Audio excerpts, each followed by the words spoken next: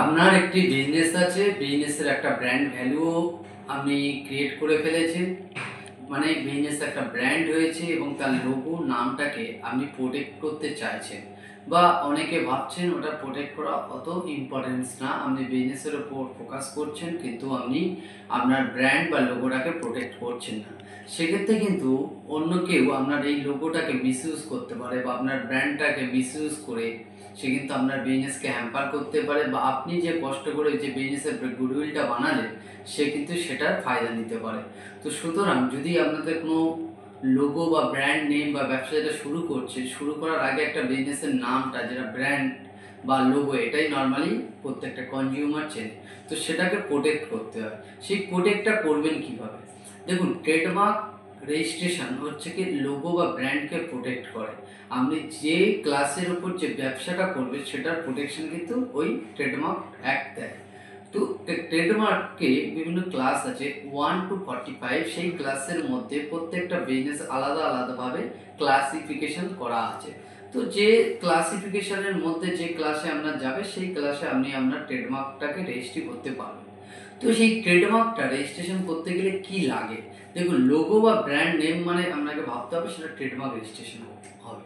এবার সেই লোগো বা ব্র্যান্ড নেমটাকে রেজিস্ট্রেশন করার জন্য ফার্স্ট তার অনারকে, সেটা কোনো ব্র্যান্ড বা লোগোর অনার কোম্পানি হতে পারে, কোনো ট্রাস্ট হতে পারে, বা কোনো ইন্ডিভিজুয়াল পার্সনও হতে পারে। যদি কোম্পানি হয় কোম্পানির ডকুমেন্টস লাগবে, যদি ইন্ডিভিজুয়াল অনার হয় তো ইন্ডিভিজুয়াল অনার তাদের লাগছে। তো এখানে তাদেরকে প্রোপাইটার বলা হয়। তো সবার যদি মনে হয় ইন্ডিভিজুয়াল তাহলে হচ্ছে আধার কার্ড প্যান কার্ড দিয়ে হয়ে যাচ্ছে, যদি মনে হয় কোম্পানি তাহলে কোম্পানির ডকুমেন্ট, যদি ট্রাস্ট এনজিও হয় তাহলে ট্রাস্টের ডিড ডকুমেন্ট, সেই জিনিসগুলো লাগছে।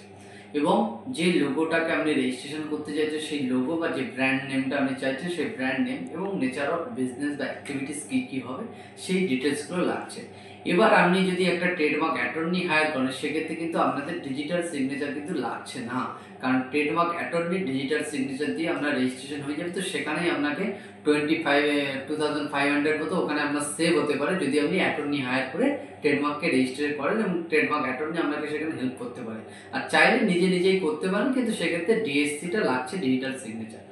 তো এই ডিটেলসগুলো দিয়ে আপনি ট্রেডমার্কের সাইটে গিয়ে IPRindiaonline.gov.in ওখানে গিয়ে আপনি কিন্তু আইপি ইন্ডিয়াতে রেজিস্ট্রেশন করতে পারবেন বা নিজের ফাইলিং করতে পারবেন। ট্রেডমার্ক অ্যাটর্নি হায়ার করলে আপনাকে extra power of attorney code ready করতে হচ্ছে, সেটা যে অ্যাটর্নি হায়ার করবেন তারাই করে দেবে, এবং আপনি নিজে চাইলে ওই পাওয়ার অফ অ্যাটর্নির দরকার পড়বে না, কারণ নিজের ফাইলিংটা করবে এবং নিজের ডিজিটাল সিগনেচার দিয়ে সেটা সাইনিংটা করতে পারবে। এইভাবে আপনি যদি আপনার ট্রেডমার্ককে যদি রেজিস্ট্রেশন করে নেন সেক্ষেত্রে কিন্তু কোনো লিগাল প্রবলেম আসবে না, এবং পরবর্তীকালে আপনি যে কষ্ট করে বা আপনি যে ব্র্যান্ড ভ্যালুটা ক্রিয়েট করলেন গুডউইলে, তো সেই জিনিসটা কিন্তু ফায়দা আপনিই পাবেন, অন্য কেউ নিতে পারবে না।